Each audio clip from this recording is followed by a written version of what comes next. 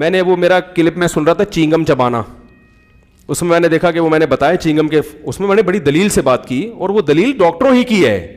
آپ کہیں گے خود جب دلیل سے بات کرو تو ٹھیک ہے ڈاکٹر بن جاؤ, اور حالانکہ میرے پاس بھی میڈیکل سائنس کا سرٹیفکیٹ نہیں ہے, تو ڈاکٹروں سے ہی تو سنا ہے ہم نے کہ جب آپ چباتے ہیں تو تیزاب خارج ہونا کیا ہوتا ہے, شروع ہوتا ہے.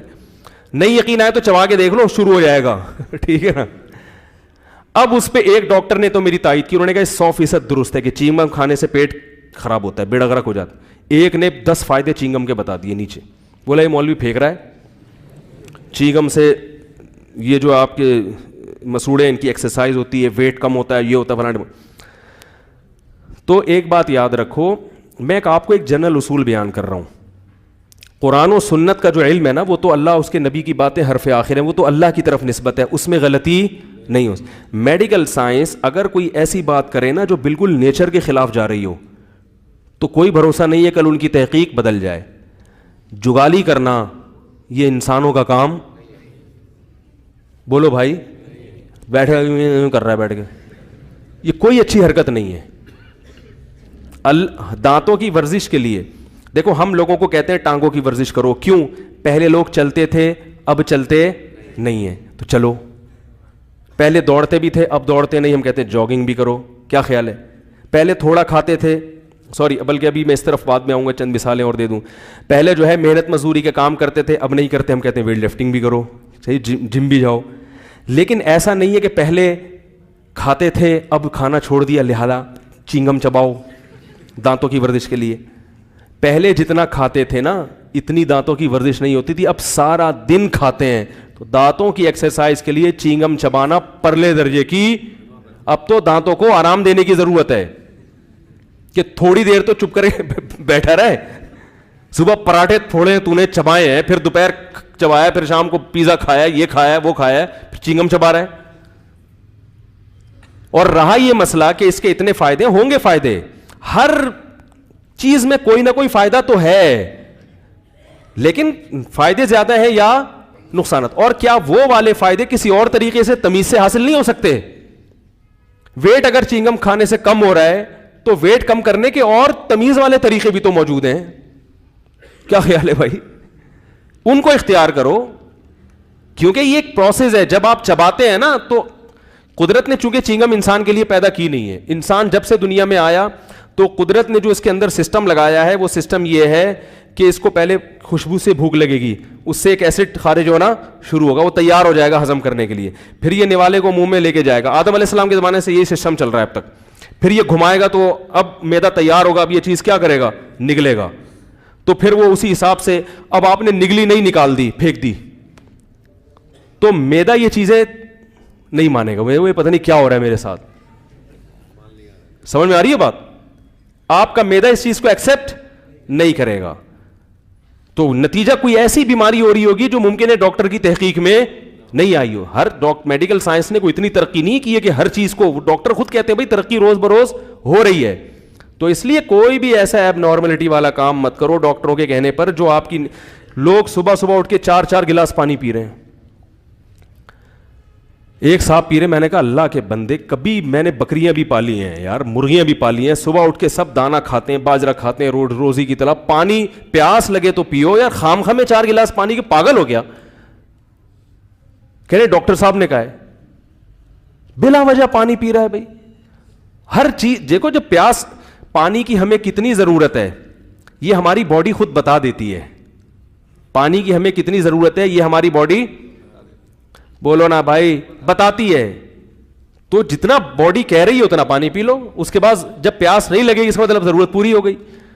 تو نارمل جو ایک عام نوجوان ہے اس کو کوئی صبح اٹھ کے بلا وجہ پانی پھوڑنے کی ضرورت نہیں ہے. صبح اٹھیں جیسے تمیز سے ساری دنیا اٹھتی ہے, جو بھوک لگ رہی ہے تو کھائیں, نہیں لگ رہی تو نہیں کھائیں.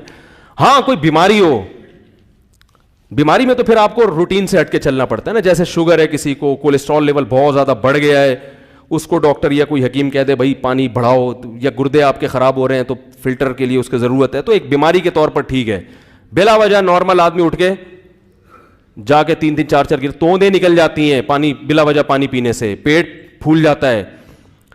اور اگر صبح اٹھ کے پینا بھی ہے, ڈاکٹروں سے ہی سنا ہے کہ جو بیماری میں پی رہا ہے, کوئی صحت بنانا چاہتا ہے نا, کوئی بیماری کی وجہ سے, نارمل آدمی نہیں, ہر آدمی بیمار جو 20 25 26 سال کے 30 سال کے ینگ لڑکے ہیں وہ نہیں کریں, اس کا نقصان ہوگا بلا وجہ پانی پینے کا.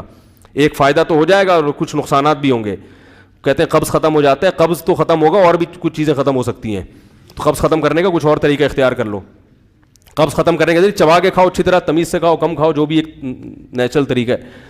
لیکن اگر کسی کی عمر زیادہ ہو گئی, خون گاڑھا ہو گیا اس کا, یا گردوں کا کوئی مسئلہ ہے, یا کوئی اور پرابلم ہے, شوگر کا مسئلہ ہے, پھر وہ گرم پانی, وہ پھر ٹھنڈا نہ پیے, پھر کیا پیے, پھر وہ پانی بوائل کر کے گرم کر کے تھوڑا تھوڑا گھونٹ کر کے عادت ڈالے. وہ اس کو بیماریوں میں کچھ فائدہ ہوتا ہے. تو بیماری میں تو ڈاکٹر ہی بتائیں گے نا, نارمل آدمی کو ضرورت نہیں ہے. تمام دوائیں بچوں کی پہنچ سے دور رکھیں, ٹھیک ہے نا. تو نیچر کے خلاف کبھی بھی نہ چلیں, کبھی بھی نہ چلیں. نیچر جو ہے نا, جتنا اچھا نیچر گائیڈ کرتی ہے اتنا دنیا میں کوئی بھی گائیڈ. ایک صاحب ہمارے دوست, ان کو ایک حکیم نے وزن کم کرانے کے لیے روٹی چاول چھڑوا دیے. میں نے ان کو پہلے کہہ دیا تھا کہ بیٹا مر جائے گا تو تھوڑے دنوں میں, کچھ تیرے ساتھ بڑا مسئلہ ہو جائے گا. روٹی چاول ہی تو خوراک ہے یار. چلو روٹی نہیں کھاتے تو اناج میں کچھ اور کھا لو, مکئی کھا لو. نہیں جی میرا وزن اتنا ہے. تو میں نے, حکیم صاحب نے کہا 30 کلو میں نے گھٹانا ہے. پتہ نہیں کتنے کلو کے تھے آپ سوچو, 30 کلو گھٹا کے بھی. وہ کیا ہوا, گوشت کھانا, گوشت سے وزن نہیں بڑھتا, گوشت جتنا مرضی کھا لو. تو انہوں نے روکھا گوشت کھانا شروع کیا. گوشت, وزن تو بڑھ گیا ہے, ہینڈسم اسمارٹ ہو گئے. کبھی گردے میں پتھری, کبھی پتے میں پتھری, کبھی فلانا ڈمکانا, یورک ایسڈ. میں نے کہا جب گوشت ہی کھاؤ گے تو یورک ایسڈ کیا خیال ہے بھائی بڑھے گا. تو وہ تو ہوگا جب گوشت ہی گوشت کھایا جا رہا ہے, ٹھیک ہے. تو بس وزن کم کرنا ہے, فٹنس. تو میں نے کہا یہ روٹی تو انسان کی نیچرل غذا ہے بھائی, یہ تو کبھی بھی نہیں چھوڑا. ہم نے اپنے دادی سے مل کے آئے ہیں, 85 سال کی پراٹھا کھانی تھی ماشاء اللہ صبح کو, ٹھیک ہے نا, تبھی زندہ ہیں. اگر وہ آ جاتی ہیں اس پہ کہ بس بوائلڈ انڈا صبح, وہی ڈاکٹر یہ کہتے بھی نہیں ہیں, یہ تو میں ویسے ہی, وہ ایک حکیم صاحب نے ان کو لگا دیا اس پہ. تو میں نے کہا اس سے پہلے کہ آپ کا انا للہ ہو جائے, لوگ کہیں گے مردہ بڑا ہینڈسم اسمارٹ ہے ماشاء اللہ, کتنا اچھا سا ہلکا پھلکا, لیکن مر جاؤ گے.